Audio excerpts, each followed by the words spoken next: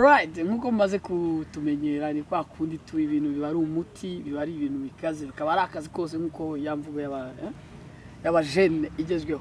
So kuri no shuro rero tukaba twinjiye mu gisata cya poetry cyangwa se ubusizi.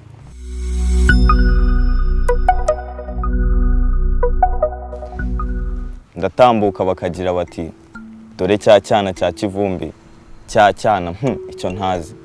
Icyana cyarenzwe n'ivumbi n'ikicari wabo gikunda gasozi.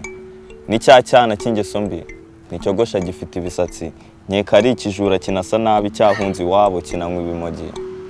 Ngo ni cya cyana.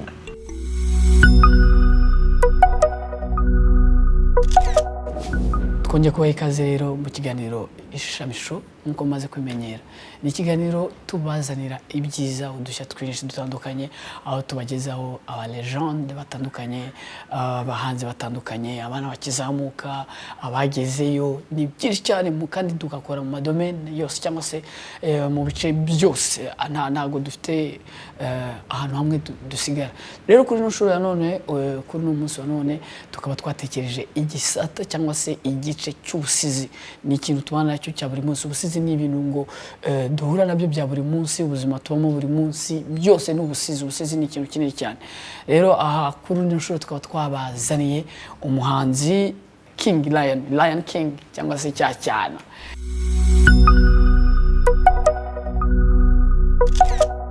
King cya cyana tugwaye ikaze mu kiganiro musaza. Urakoze cyane, urakoze. So ikiganiro cyacu rero nkuko umaze kukibona, nawe ukizi cyangwa se nabandi bose badukurikira bamaze kukimenyera, cyitwa Ishami cyangwa se Ishami show. So tuzanamo like the new artist cyangwa se umuntu uri kubikora byatari uri kumva. Alright. Umuza n'umusaza muri game. Alright. Urabyumva nuko nkuko tuba bimeze. So alright.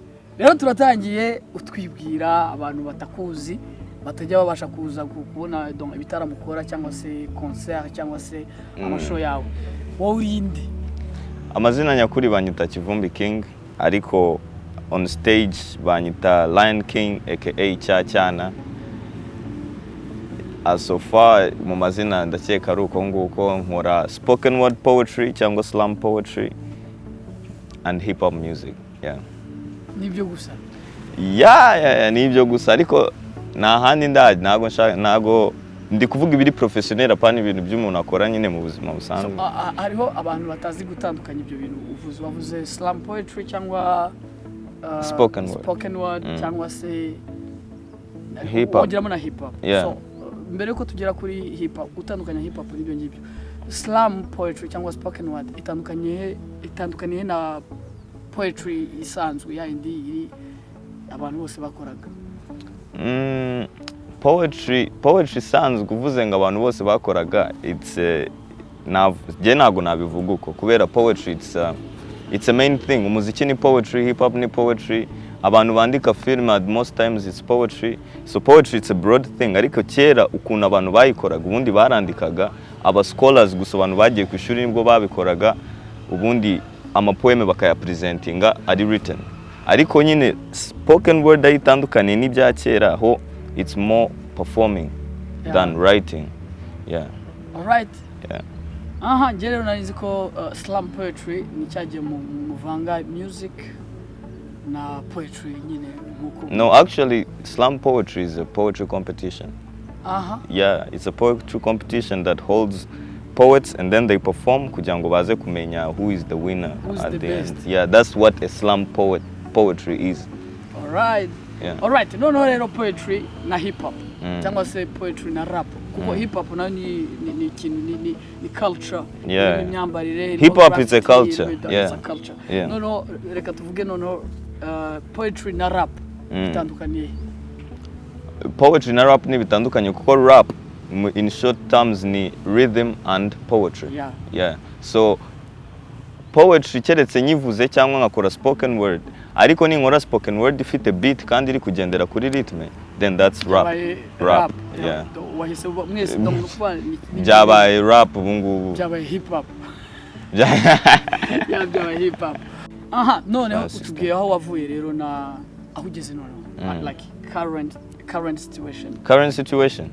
I'm a poet professionally. I teach. Yes. I like that. I'm buying that one. Yeah, I'm a poet professionally. I perform for a living. I teach for a living in schools, secondary schools. Nkorera company bita Transpoesis. All right. Yeah. Had makano. Yeah, I can't complain. Like life is good. Yeah, life is good. Life is All right. moving on. So no rero tubwire no ni hehe how far ushaka kugera ni hehe kure donc ni zenzo ko hari ukuntu hano iwacu hari ukuntu usanga twilimita. Yeah. Nanjye ndavuga ati wana ngewe muri show yanjye ndashaka kugera tu Kigali na Ruhengeri bihagije. Ubyumva gusa nyine tureba kugera Nyabugogo. Wowe ureba Gitarama, ureba Cyangugu, wowe nihehe ntumbero yawe iri hehe? Yeah, at this point I don't dream. Kuko naje gusanga dreaming it's a psychological thing. You dream things you can imagine. Kandi akenshi things that we are capable of are things that we cannot even imagine. So I just work and live and then see where it goes. Kuko ibikorwa byawe ukora bya buri munsi nibyo yeah, it pushes me. Mfite kuvuga ngo ngiye ngo my dream ngo nukuzuza ngo petit stade ngo cyangwa ngo nuzuze stade ngo abantu baje kundeba, but stade idufite ntago ari yo nini ya mbere urumva. So if mvuze ngo I dream like really dreaming nta nubwo mbizi, that's why I don't dream. All right. No king rero ikibazo rero ni iki ngiki rero tugiye kukurikizaho. Ninde muntu ureberaho hano mu Rwanda regarding poetry? Yeah, muri poetry of course. Like ninde muntu wavuze ati uyu muntu ibintu akora kabisa is perfect, she's perfect. Uyu muntu arashoboye. Donc ukagira ibyo umwigiraho. That's Eric One Key, of course. Eric One Key. Yeah. All right. Eric One Key. So tugire akwenspira cyangwa se yakwenspira cyangwa gufashije mu buhe buryo? Myandikire kuko One Key afite qualité abandi benshi abantu benshi badafite. Avuga indimi zose. Yeah. Nukuvuga ngo ashaka kwandika umuvugo mu buryo bujimije cyangwa mu buryo bweruye ha mu Kinyarwanda, mu Gifaransa cyangwa mu Cyongereza Yohana. Akagira imyandikire ye, buri muntu agira imyandikire y'ibinike. Wowe ni ubuhe buryo? Ni flow, ni uburyo akurikirana amagambo, ni rhymes, ni mu buhe buryo we donc wamureberaho cyangwa se wamurebeyeho? One Key mureberaho mu buryo bwinshi. As in mu myandikire ye he's a good poet. Ibintu avuga ibana ni ibintu nyabyo. Yeah, so I admire first his writing. Yeah, yandika neza cyane. He's a good poet in general. Kandi nkuko bivuze ukuntu he's flexible to 3 types of audience. Abavuga Ikinyarwanda, Icyongereza n'Igifaransa, they still like the guy. Icya kabiri nyine, when I was still starting to perform, he was the guy. Urabyumva. Yeah. So everyone was talking about One Key, so eventually I had to know who One Key is. Kandi mumenye, I was not disappointed. Kandi he's doing things, you know. He's working. Ntago ameze nk'abandi ba poet nyine bari ku izina ya poet and that's all. He's working. Nicyo kintu cya mbere I value about the guy. All right. Yeah. All right. No rero hariho ikintu kimwe abanyarwanda ntago ari qualité ni défaut. Audience irambabarira twese. Hari ukuntu tumenyera ugasanga tumenyereye umuntu bitewe n'ukuntu tubana. Like King ni umuraperi mwiza, ni like a spoken word artist. Ubizi ariko ko twirirwana tumenyeranye nkumva umuntu usanzwe nkamuca amazi so mbwira One Key iyo muhuye ubu cyangwa se nk'umwongeye mugahura nona umufata gute mwumva gute? Now I've known the guy for some time. I can't go like One Key. Though I feel excited and anyone I still value the presence because I know anytime. Like even though you know each other, you still owe him some respect. That's going to be there no matter what. That's the respect I give to any other person, and to him in general, I just respect him as an OG. And we are doing the same thing. That's fun. And he's Yeah, the guy is up there. He's up there, man. All right. Yes, sir. Rero King wakoze cyane kubana natwe. Hanyuma ndumva uramutse nk'umura akakanya uhuye na One Key bitakugwa nabi kamera. No, not at all. Like nta kibazo na kimwe kabisa.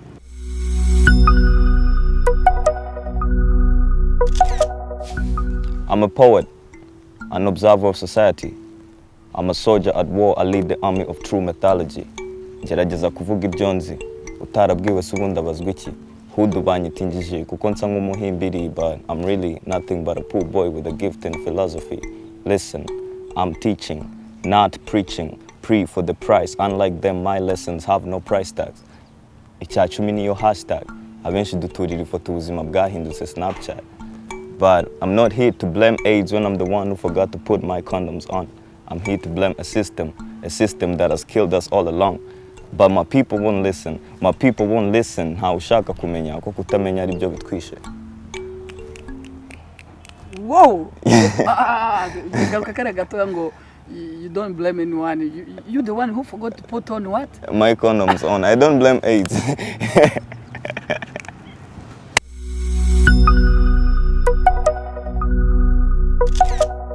Iyihe wowe iri ku isoko wakoze abantu bose bagahita bakumva bagahita bakumenya? Like ndabivuga gute yakuzamuye yakugejeje aho ugeze uyu munsi? Yeah, it is a poem called Chachana. That's the AKA niyo mpamvu abantu banyita Chachana still. Yeah. Yeah, banyita Chachana. None ku bantu batakazi like line nk'ebyiri gusa ukuntu Chachana kimeze. Okay. Ndatambuka bakagira bati dore Chachana cya Kivumbi. Chachana icyo ntazi. Icyana cyarenzwe n'ivumbi n'ikicari wabo gikunda gasozi. Ni Chachana cy'ingeso mbi. Nicyogosha gifite ibisatsi. Nkeka ari ikijura kinasa nabi cyahunze iwabo kinanywa ibimogi. Ngo ni Chachana. See, my appearance makes you judge.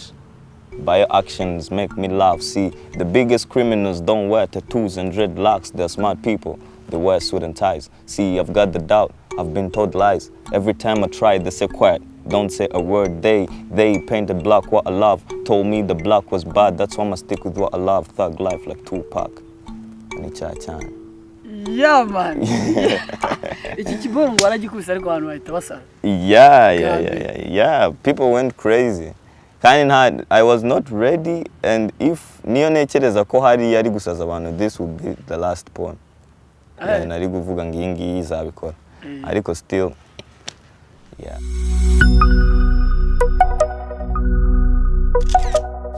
Babagabo berasa abantu nibirura nibikoko ni nyamaswa ntamwe. Murabyumva ukuntu babimeze nuko nguko tu nuko nguko usize babumeze nibyo bitabo tuba turi.